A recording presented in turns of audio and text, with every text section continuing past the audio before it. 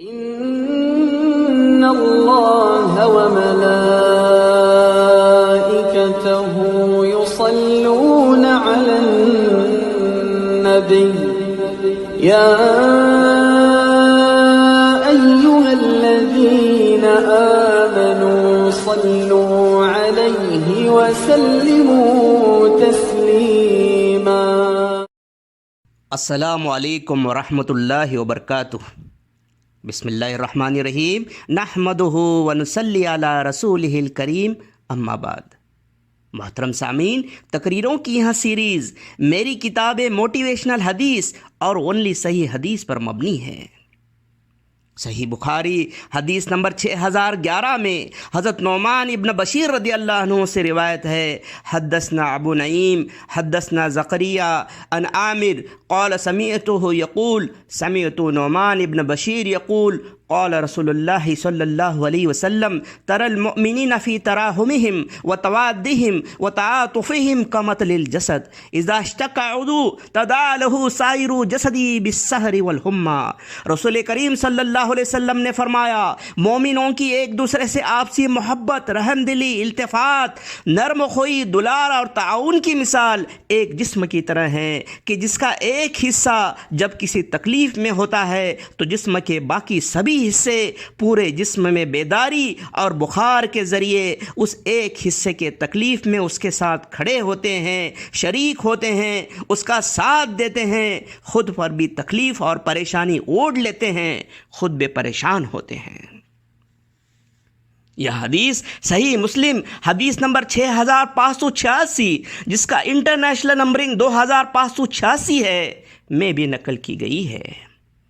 آپسی دلار، پیار، محبت، رحم دلی، تعاون، معاملات کے بنیاد پر مومن کی جو پہچان اس حدیث میں بیان کی گئی ہے، آئیں اس معیار پر آج کے 200 کروڑ آبادی کے مومنوں کی پہچان کرتے ہیں.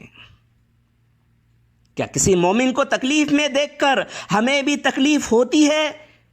نہیں، ہمیں کچھ فرق نہیں پڑتا جب تک کہ وہاں مصیبت، وہاں تکلیف ہم پر بھی نہ آئے. ایک محلے والوں پر ظلم ہو تو دوسرے محلے والوں پر کوئی فرق نہیں پڑتا. ایک گاؤں والوں کے ساتھ زیادتی ہو تو دوسرے گاؤں والوں پر کوئی فرق نہیں پڑتا. ایک شہر والوں کو در بدر کیا جائے تو دوسرے شہر والوں پر کوئی فرق نہیں پڑتا. ایک ضلع والوں کو اجاڑ دیا جائے تو دوسرے ضلع والوں پر کوئی فرق نہیں پڑتا.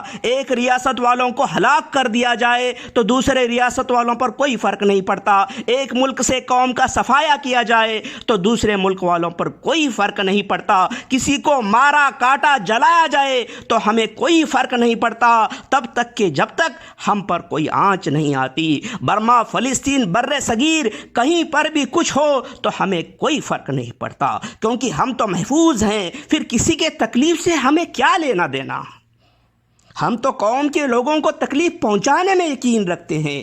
ایک بھائی اپنے سگے بھائی کے خون کا پیاسا اس لیے بنا ہے کہ اسے حسد ہے، بغض ہے، دشمنی ہے، وراثت کے مال کی وجہ بنی ہوئی ہے. رشتہ داروں کے جان کے دشمن بنے ہوئے ہیں. قوم کے کسی بھی شخص کی اونچائی، ترقی ہمیں برداشت نہیں ہوتی اور ہر وقت ہم ان کی ٹانگ پکڑ کر نیچے کھینچنے کی کوشش میں لگے رہتے ہیں جو ادا کیکڑوں نے ہم سے ہی تو سیکھی ہے. کسی کی تعریف، اچھائی ہم سن نہیں سکتے، اس لیے غیبت، بہتان، عیب جوئی میں ہر وقت لگے رہتے ہیں.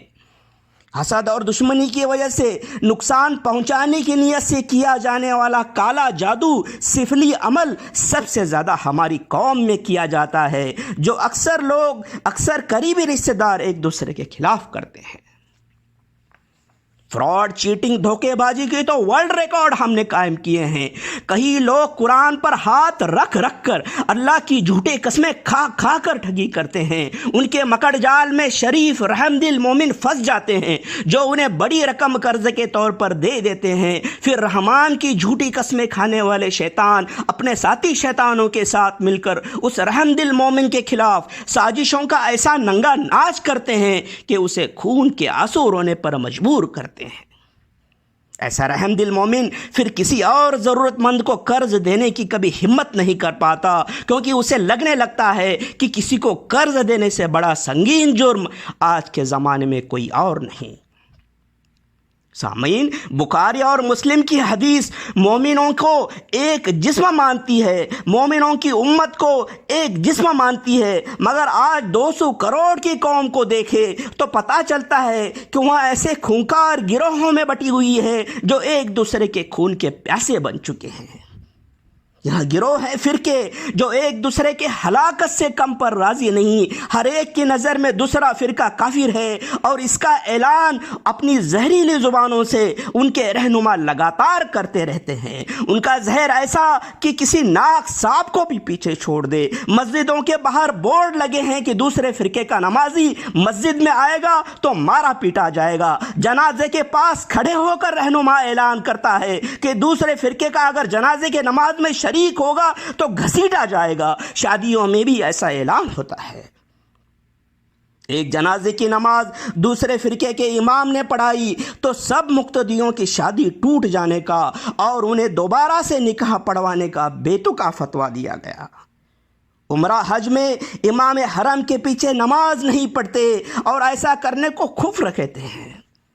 کفر کے فتوے ہر وقت ان کی زبان پر ہوتے ہیں۔ کوئی مزاروں پر جانے والوں کو تو کوئی نہ جانے والوں کو کافر کہتا ہے، کوئی واسطے کے ساتھ تو کوئی بغیر واسطے کے خدا سے مانگنے والے کو کافر کہتا ہے، کوئی آقا صلی اللہ علیہ وسلم کا حیاتی تو کوئی مماتی ماننے والے کو کافر کہتا ہے، کوئی رفع دین کرنے والے کو تو کوئی نہ کرنے والے کو کافر کہتا ہے، کوئی سینے پر تو کوئی ناف کے نیچے ہاتھ باندھنے والے کو کافر کہتا ہے، کوئی داڑھی نہ رکھنے والے کو مسلمان نہیں مانتا، اور اتنے غصے سے ان کے خلاف بات کرتا ہے کہ اس کا بس چلے تو انہیں جان سے ہی مار دے۔ ایسوں کی نظر میں قاری عبد الباسط، علامہ اقبال جیسی عظیم ہستیاں بھی صرف اس لیے مسلمان نہیں کیونکہ ان کی داڑھی نہیں تھی۔ یہی غصہ ایسے لوگ ان لوگوں کے خلاف ظاہر نہیں کرتے جو قرآن اور حدیث کے ان احکامات کو نظر انداز کرتے ہیں جو انہیں کئی چیزوں پر عمل کرنے کی اور کئی چیزوں سے بچنے کی تاکید کرتے ہیں۔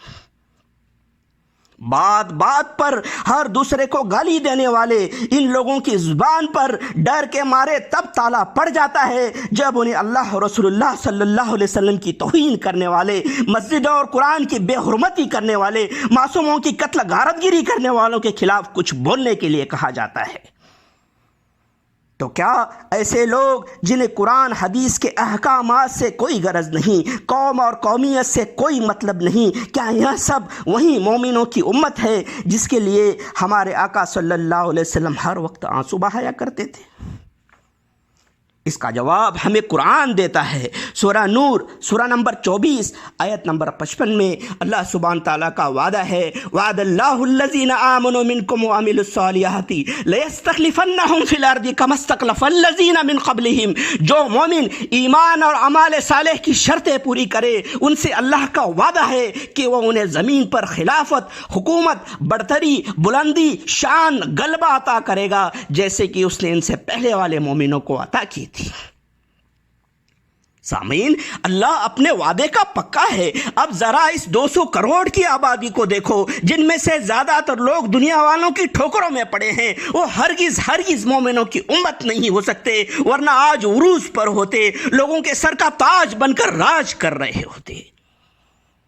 یہ 200 کروڑ کی امت نہیں ہے بلکہ ایک بھیڑ، ایک ہجوم ہے جو زمانے والوں کے ٹھوکروں میں پڑا ہے۔ ان میں سے کئی ایسے ہیں جنہیں رب کی نہیں بلکہ سب کی غرض ہے۔ ان میں سے کئی ایسے ہیں جنہیں قرآن اور حدیث کے عملی احکامات سے کوئی مطلب نہیں بلکہ اوروں کو محض دکھانے کے لیے انہوں نے شکل، صورت اور لباس اپنایا ہے۔ ان میں سے کئی ایسے ہیں جنہوں نے ایک رب کے ساتھ کئیوں کو شریک بنایا ہے اور افسوس کہ اسی کو وہ دین سمجھتے ہیں جبکہ اسی کو مٹا کے لیے دین وجود میں آیا تھا۔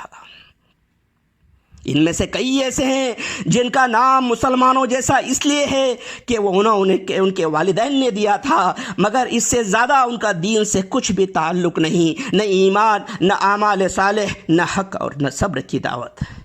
انہیں قرآن حدیث کے احکامات سے کوئی مطلب نہیں، نہ ہی انہیں آخرت پر ایمان ہے۔ ان کے رول ماڈل بھی فلموں کے ہیرو ہیروئن اور ناچنے گانے والے ہیں، تو ایسی بھیڑ امت کہاں سے ہو سکتی ہے؟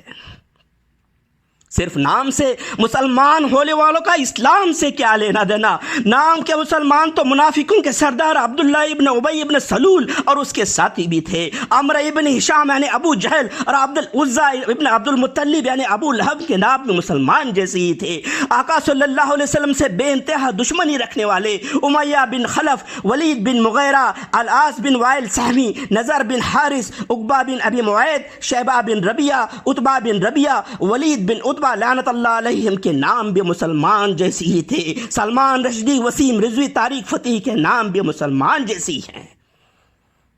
اس لیے محض نام سے کوئی مسلمان نہیں ہوتا۔ اس 200 کروڑ کے ہجوم میں جو سچے مومن ہیں وہ آج دنیا میں بھی بلند ہیں اور آخرت میں بھی انشاءاللہ بلندی ہوں گے، کیونکہ سورہ یونس سورہ نمبر 10 آیت نمبر 64 میں اللہ سبحانہ تعالیٰ کا وعدہ ہے، لہم البشریٰ فی الحیات الدنیا وفی الآخرہ، ان کے لیے دنیا اور آخرت دونوں میں بھی خوشخبری ہے۔ اور انہی سچے مومنوں کی ذمہ داری ہے کہ وہ اپنے آس پاس کے اس 200 کروڑ آبادی میں سے جتنے زیادہ سے زیادہ ہو سکتے ہیں، اس ہجوم میں سے جتنے زیادہ سے زیادہ ہو سکتے ہیں، ان کی پیار سے اصلاح کرے جتنا کہ وہ کرنے کی قوت رکھتے ہیں، تاکہ یہاں 200 کروڑ کی بھیڑ آقا صلی اللہ علیہ وسلم کی مومنوں کی وہ امت بن جائے جس کے بلندی کے لیے آپ صلی اللہ علیہ وسلم نے ہمیشہ بارگاہ الہی میں اپنے ہاتھ بلند کیے۔ ایک ایسی امت بن جائے جو ایک جسم کی طرح ہو، جس میں ایک کو اگر کانٹا چبھے تو دوسرے کے بدن سے خون بہنے لگے اور درد ہونے لگے، اور جب ایسا ہوگا تو دنیا ہمیں اپنے سر آنکھوں پر رکھنے کے لیے، ہمیں اپنے سروں کا تاج بنانے کے لیے مجبور ہوگی اور ہم پر فخر کرنے لگے گی۔ وآخر دعوانا الحمدللہ رب العالمین۔ السلام علیکم ورحمۃ اللہ وبرکاتہ۔